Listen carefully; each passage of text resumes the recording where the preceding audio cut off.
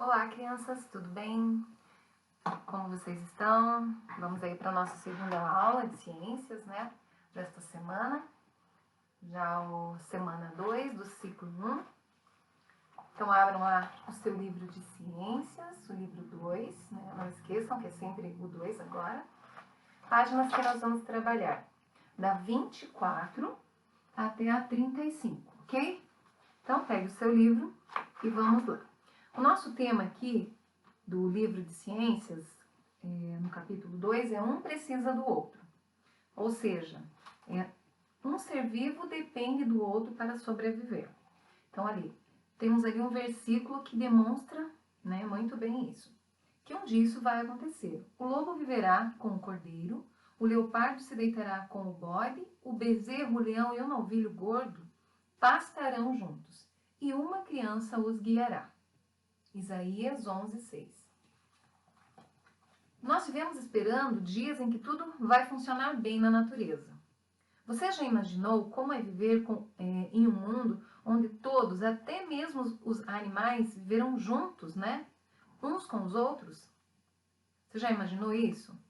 Por enquanto, os animais ainda nesse tempo se alimentam uns dos outros, e isso faz parte da cadeia alimentar. Então, ali tem um poema que diz assim: um precisa do outro. Aí eu vou fazer a leitura para vocês. É dever do ser humano cuidar da natureza, conhecer e estudar sobre toda a sua beleza. Algo muito interessante podemos perceber. Acontece a todo instante quando o negócio é comer. Os minerais do solo são alimento da relva, que cresce verde e viçosa no meio daquela selva. Logo ali perto vem a zebra, listradinha, e da relva tão gostosa enche a sua barriguinha. Página 25. Não imaginava ela encontrar o leão, que da zebra listradinha fez a sua refeição. Um gavião majestoso voava no céu, e lá embaixo seu almoço, uma enorme cascavel. E assim os excrementos se transformam em minerais, e tudo recomeça no reino dos animais. Depende de nós a natureza preservar e manter o equilíbrio da cadeia alimentar. Bom, depois de fazer a leitura do texto de Débora Cardoso e Felipe Costa Fontes, você vai responder as perguntas A, B, C da página 25, que são: quais são os animais que aparecem no poema? Fazendo a leitura, você já vai perceber. B, no poema, o que acontece com a zebra e a cascavel? C, de acordo com as informações do poema, complete a cadeia alimentar abaixo. Então, aí tem o ser vivo e o alimento. Então, a relva, minerais do solo. E a zebra? Come o quê? E o leão? Se alimenta do quê? E o gavião? Aí você vai responder ali, preenchendo no seu livro. Aí tem uma dica aqui na página 25, que é um link que fala de uma forma bem criativa sobre a cadeia alimentar. Então você pode, junto com o adulto aí na sua casa, colocar lá no YouTube esse link e assistir esse vídeo bem interessante, tá bom? Agora você vai virar a página, vamos para 26, que vai falar sobre a cadeia alimentar e o quanto ela é importante. Quando observamos a natureza, percebemos que os seres vivos dependem um dos outros para conseguir o alimento que precisam. Então, ali nós temos um quadrinho, né, que tem ali um coelhinho comendo a relva, a graminha, né, os matinhos ali, e logo em seguida vem o quê? Uma cobra que vai fazer do coelhinho a sua refeição. Depois que a cobra fez a refeição ali, né, se alimentou do coelho, ela já está bem gordinha ali, porque comeu muito. O que aconteceu? Veio o gavião e se alimentou da cobra. Isso aqui está demonstrando uma cadeia alimentar. Né? Um animal, um ser vivo se alimentando do outro. E isso é bem importante. Isso é o que realmente acontece na cadeia alimentar. Letra A. Você vai responder ali. Quais animais aparecem na história em quadrinhos? Então, você vai citar quais são. Você observou outros seres vivos que aparecem ali? Quando eu falo ser vivo, é tudo que é vivo. Tem outro ser vivo ali? Letra B. Descreva as cenas da história em quadrinhos explicando qual é a relação entre os seres vivos. Então, qual é a relação de um ser com o outro ali? Desde a relva, o coelho, a cobra, o gavião, né? Qual é a relação entre eles? E aí, embaixo, no finalzinho da página 26, você vai fazer a leitura do quadrinho, que diz lá a relação que existe entre as plantas e os animais de um ambiente em que um se alimenta do outro para garantir a sobrevivência é chamada de cadeia alimentar. Página 27. Na cadeia alimentar existem os seres produtores, que você vai encontrar na página 27, os seres consumidores, que está na página 29, e os seres decompositores. Então, vamos falar um pouquinho sobre cada um deles. O que são os seres decompositores? Produtores. Lá na página 27, volta um pouquinho aí no seu livro. Por meio do alimento, os animais recebem a energia necessária para crescer e se desenvolver. Todas as cadeias, daí tem o exercício 1 que você vai responder. Aí embaixo, todas as cadeias alimentares iniciam com uma planta que serve de alimento para os animais que se alimentam dela. Aí, mostra aqui embaixo, no exercício 2, veja abaixo um exemplo da cadeia alimentar ali, no fundo do mar. Então, tem lá a sardinha comendo as algas, a merluza comendo a sardinha e o tubarão comendo a merluza. Aí, embaixo, se a planta desse ambiente desaparecesse, deixasse de existir, o que aconteceria com os animais da cadeia alimentar? Primeiro, a sardinha já não ia ter mais o que comer, né? Então, consequentemente, ela iria morrer. Depois, a merluza já não ia ter mais a sardinha para comer. Enfim, ia virar uma confusão na cadeia alimentar. Então, é isso que você vai escrever ali. O que aconteceria com os animais da cadeia alimentar? Converse com seus colegas e professor e registre a sua conclusão. Então, você vai aí na sua casa responder o exercício e depois nós podemos falar, se você ainda tiver dúvidas, sobre ele no nosso encontro na videoconferência de ciências. Então, os seres produtores, lá ó, embaixo na 28, está escrito assim: nas cadeias alimentares, as plantas são chamadas de produtoras, porque elas produzem o alimento, pois elas conseguem produzir o seu próprio alimento sem depender de outro ser vivo. E lembra que nós estudamos já um pouquinho sobre isso, como que a planta faz para receber o alimento, né? De onde vem o alimento para a planta poder crescer, né? Então, ali no exercício 3, nesse espacinho aqui do lado do desenho da plantinha ali, diz assim: a planta produz o seu próprio alimento a partir de um processo chamado fotossíntese.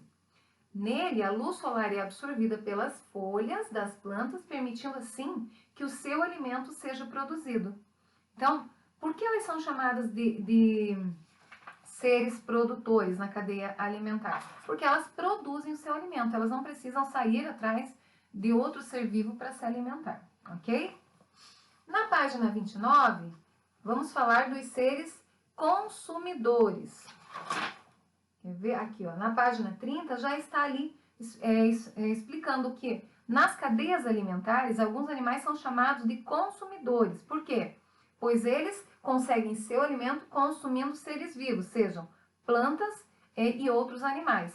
Então, diferente dos seres produtores, que produzem o seu próprio alimento, os consumidores se alimentam de outros seres vivos, entre eles animais ou plantas. Aí nós temos ali algumas imagens de algumas espécies de animais fazendo sua alimentação, se alimentando, né? A lagarta comendo a folha, as hienas comendo um búfalo, que estava ali, a aranha comendo um gafanhoto e a zebra comendo a relva. Aí embaixo, no exercício 2, você vai preencher ali explicando o que a lagarta está comendo, o que a hiena está comendo, o que a aranha está comendo e o que a zebra está comendo. Aí na pergunta B, quais desses animais são herbívoros e quais são carnívoros? O que são animais herbívoros? Que se alimentam de plantas, somente de plantas. O que são os animais carnívoros? Aqueles que se alimentam de carne. E também tem os animais onívoros, que são aqueles que se alimentam tanto de planta quanto de carne. Agora vocês vão aqui para a página 30, que tem uma pesquisa. Ó. Escolha um dos animais apresentados nas imagens abaixo e pesquise a sua cadeia alimentar. E, em seguida, desenhe a cadeia alimentar desse animal e compartilhe com os colegas. Bom, então você vai escolher um dos animais que estão aqui abaixo, na página 30, aqui embaixo, e vai fazer a cadeia alimentar dele. Vai desenhar nesse espaço aí no seu livro a cadeia alimentar. Na sequência, você vai responder o exercício 2. Observe a cadeia alimentar abaixo e faça o que se pede. Quem é o ser produtor nessa cadeia alimentar aqui? Quem é? Onde que começa tudo? Né? Na folhinha lá embaixo. B. Quem é o consumidor herbívoro? Quem é o consumidor que come a plantinha? Então, você vai anotar ali. C. Quem são os consumidores carnívoros? Na B e na C você vai circular. Na B de azul e na C de vermelho. Aí tem uma dica para você assistir o filme do Rei Leão 3, né, que vai falar sobre animais predadores e suas presas. Página 31. Na página 31, nós vamos falar dos animais, os decompositores na cadeia alimentar. Então, os decompositores são os animais aqui, ó, chamados por transformarem os restos mortais das plantas e dos animais em nutrientes para o solo. São aqueles animais que comem o resto, o que sobra, né? O que já está se decompondo praticamente, e transformam isso em nutrientes para o solo. Então, por exemplo, aqui, ó, a cadeia alimentar nos mostra que todo animal, seja ele presa ou predador, um dia irá morrer. Em uma cadeia alimentar, além de plantas e animais, há também fungos e bactérias. Observe a imagem de alguns desses pequenos seres vivos, invisíveis a olho nu. Então, nós temos aqui uma banana já em processo de decomposição e uma laranja em processo de decomposição. Nós não conseguimos ver os fungos e bactérias que se encontram nesses alimentos, porque eles são invisíveis, mas aí você tem aqui uma imagem ampliada para que você possa olhar aqui no seu livro.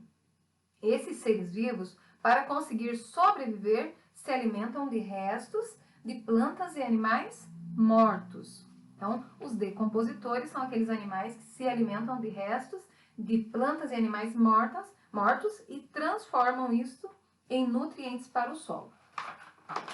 Na página 32, você vai fazer o jogo ali, vai jogar com alguém aí da sua família, da sua casa. Você vai lá no encarte da página 1, que tem as cartinhas. Deixa eu ver se eu ainda tenho aqui nesse livro. A gente já pode ir aqui. O encarte na página 1, aqui o encarte 1, na página 109. E aí você vai fazer a brincadeira seguindo as orientações. Depois tem uma experiência na página 33 e 34.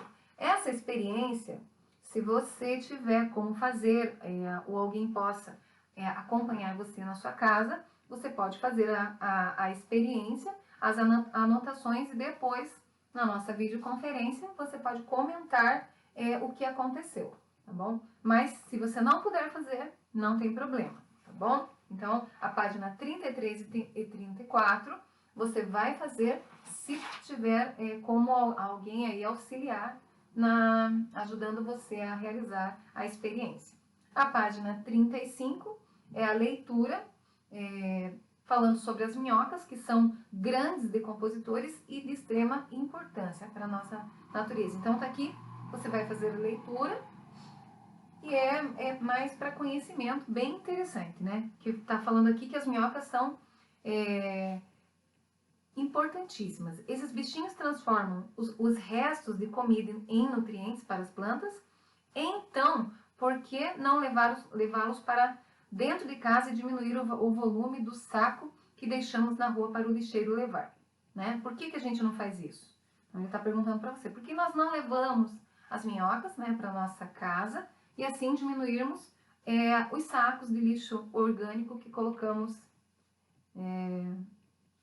para o lixeiro levar aí na sua casa, né, na minha casa? A gente separa o lixo e o orgânico os lixeiros também, né, levam separadamente do lixo reciclável para um lixão específico, um lugar onde eles fazem para aterros sanitários para poder deixar lá esse lixo. Então, até mesmo quem mora em um apartamento pode ter um minhocário doméstico. Trata-se de um sistema de caixas de plástico empilhadas onde as minhocas são criadas. Elas se alimentam com restos de verduras, frutas, folhas, etc. A partir daí produzem o humus, ou seja, nutrientes para o solo. Observe abaixo como você pode montar um minhocário em sua casa. Então, aqui estamos mostrando como você pode montar, né, se a sua família concordar, um minhocário aí na sua casa. Bom, pessoal, essa é a nossa aula de ciências, né, desta semana. Se você tiver alguma dúvida, você vai anotar, se não conseguir responder alguma coisa, e nós vamos falar na nossa videoconferência. Vou pedir para vocês que sempre durante o horário da videoconferência vocês estejam com o material aberto, o livro da aula da videoconferência do dia, para que nós possamos esclarecer dúvidas, tá bom? Bom, ficamos por aqui. Até a próxima aula. Que Deus abençoe a todos. Tchau, tchau, pessoal.